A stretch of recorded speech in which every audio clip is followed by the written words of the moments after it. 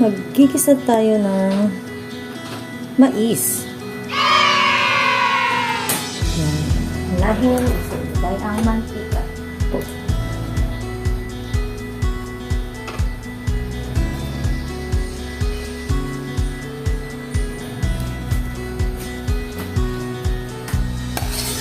Magkita naman ng bawang.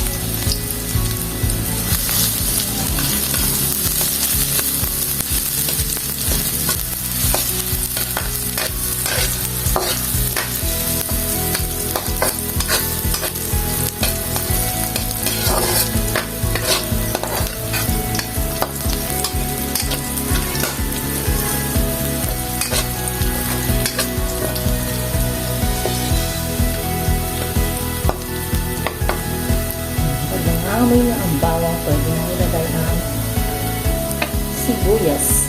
Wow!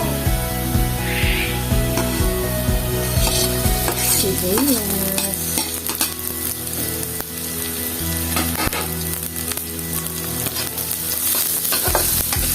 Baka nito.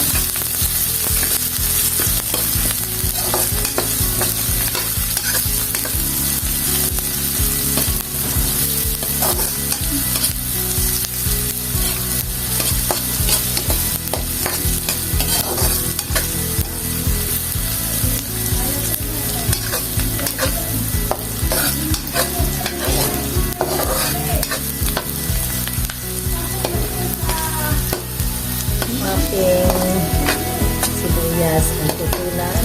Ito na din ang bawang. Ilagay natin ang kapag na hipon. Okay, hipon. Yes!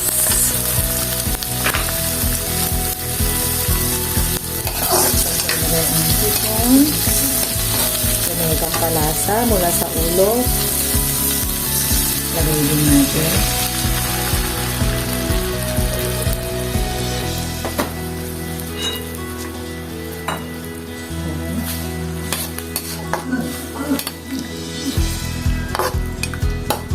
Tapos niya, lagyan natin ng pampalasa, patis at asin and asin. Patis. Isa't kalahating kutsara. Tansya-tansya. Okay.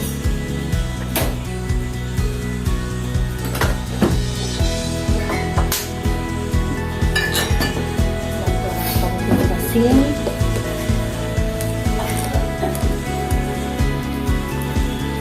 Ayun na lang. Estimate na lang. Nasasabi na lang para madaming ilalagay. Depende sa iyong panlasa. At konting betchin.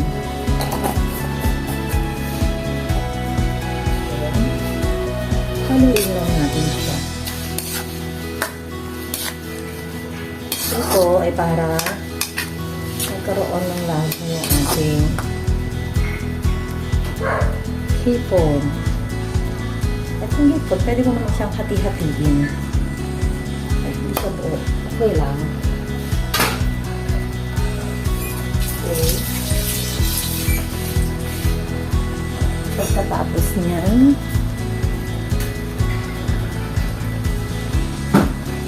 iba, ang mais na nilalagay ay puti.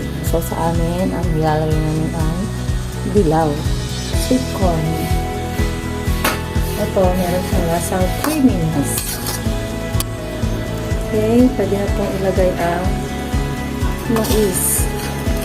Higisa muna natin dyan.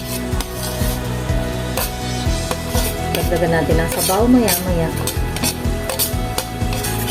Okay.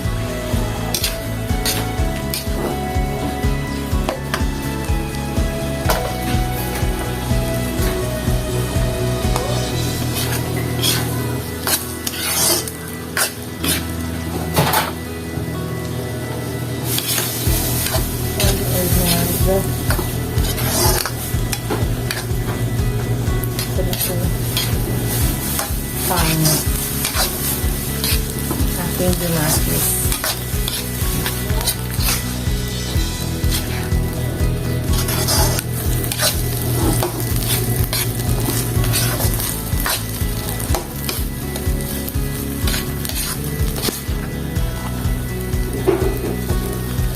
dito malapot.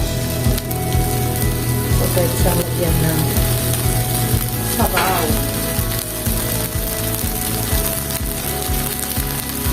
Napalapot.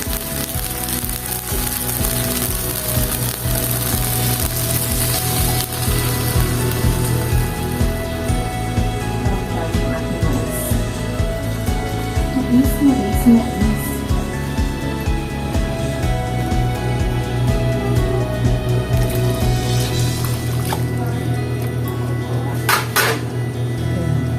So, i-adjust ang lasa depende sa pagkaka gusto mo. Mamaya. Malapit na maluto. Okay. So, kung makikita ko para siyang mayroong margarine. Ang margarine na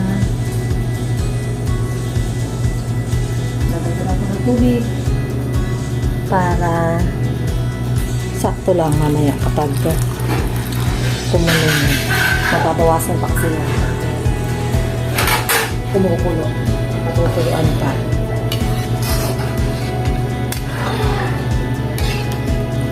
Okay. Ayan muna. Pwede siyang lagyan ng konting paminta. Konti lang. Okay.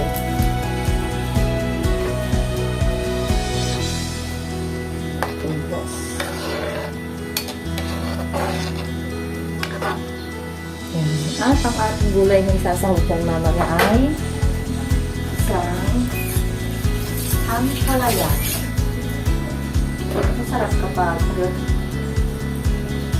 Masarap kapag dahon. Pero dahil walang available na dahon, prutas na ampalaya ang lalagyan natin.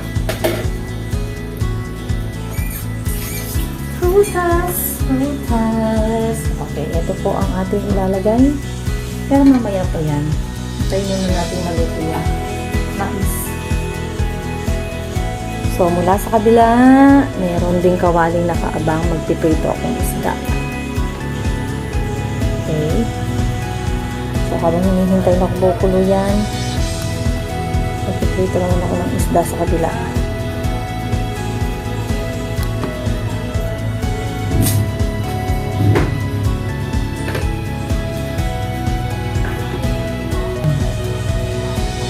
Nakita mo yung aking ito. Mainit ng kawali, maglalagay ng mantika ang pag-decorate ko ng isda.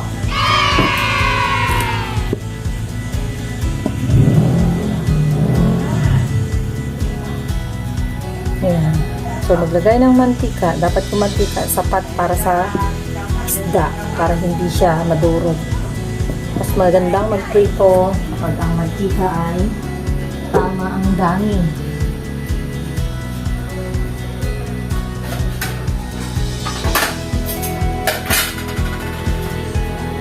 So, dito sa kabila, medyo okay na yung ating mais. Malapit ng kumulo. Balikan natin yung mamaya. Dito muna tayo sa isda. Isda.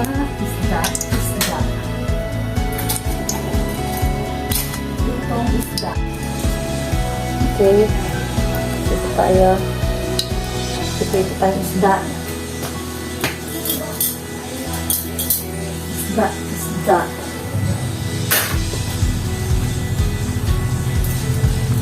Meron tatlong isda. Ay, hindi pa sa malinit. May gulay. After the video.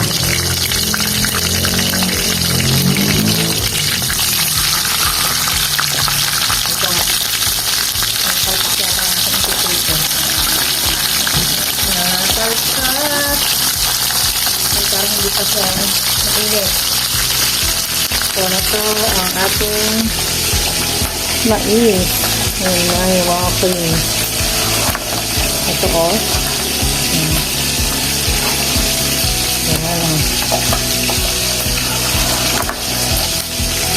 Yung magpapasarap sa ating mais.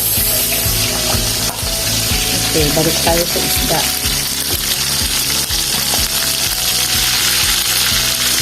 Okay. Kung hindi matuyo ang mais, pwede natin lagyan ng packet.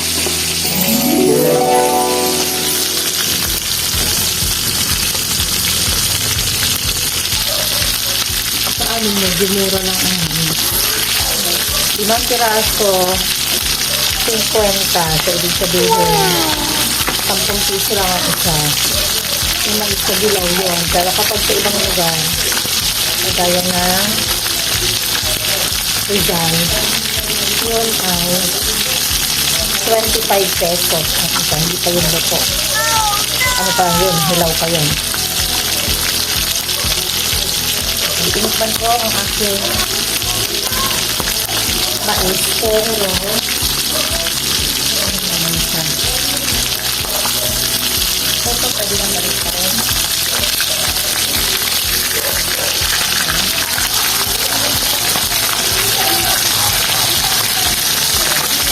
Ang dalawa, hindi ka ito pwede. Mahiligit pa. Ayan. Tignan natin ang mais. Okay. So, malapit-lapit naman na. Balik sa isda.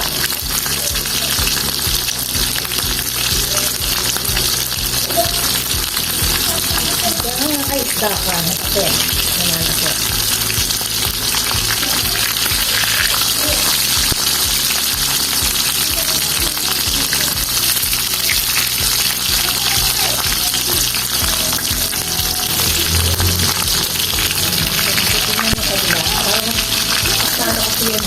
Ako yung dito.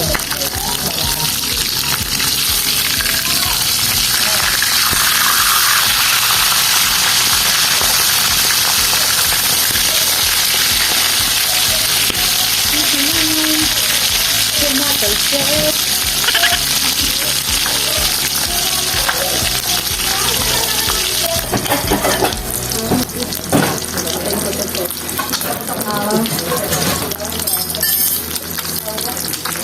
So, naluluto na ang isa. Kung isa ay okay na.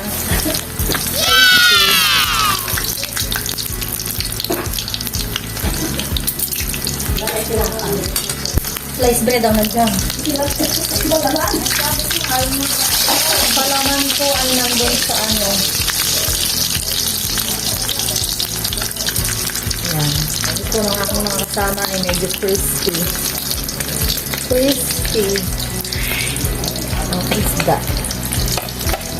Okay. Ayun o, sa lamesa.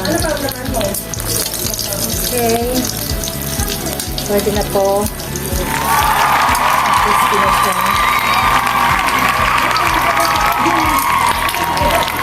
Lalagay ko na yan. Isang pang klaseng isda. Ay. Ayan.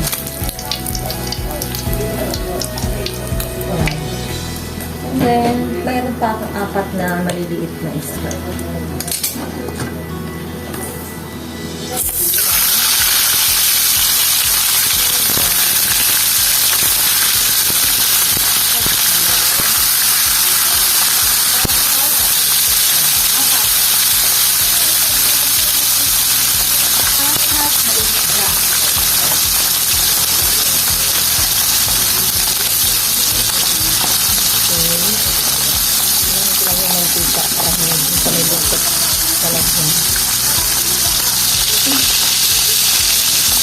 Tignan natin ang aking mais. Ayan.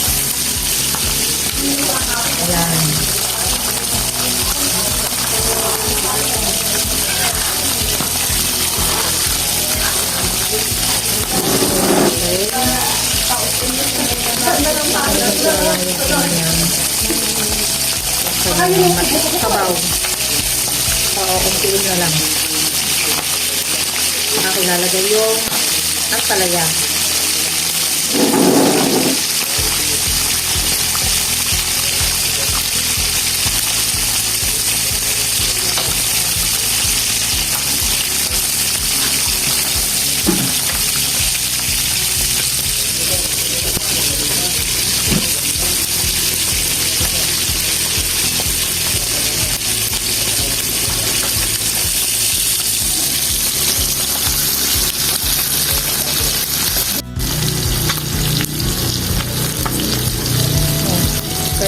Sarin.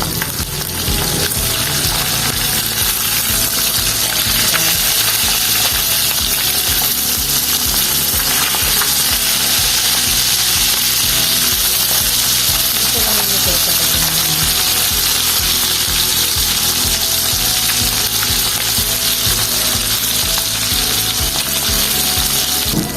Asuos.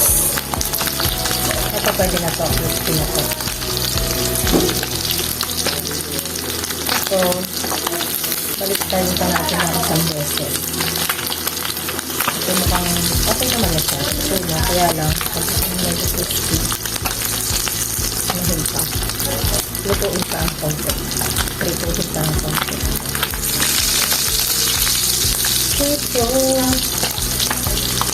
Ito din, balik pa rin. Ito din. Balik pa rin din. Malapit na ito mga pasanti na lang. Pwede na to. Okay na to.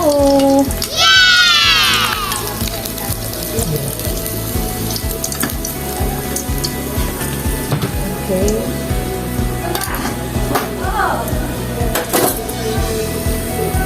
At eto na siya.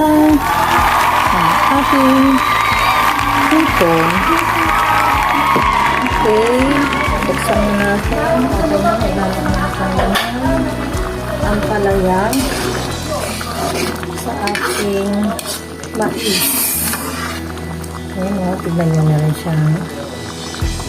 Okay.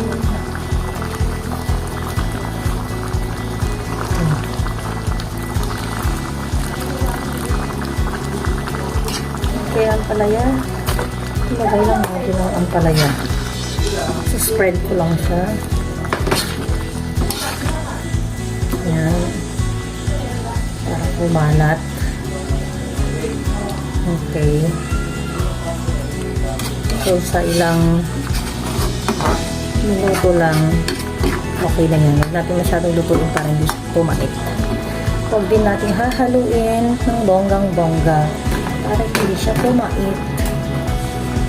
Ito po ang ating creamy mais.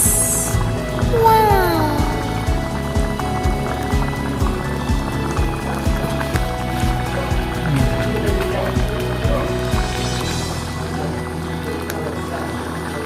Saksa ko atoy. So yan, okay na po ang ating mais na gisa. Okay.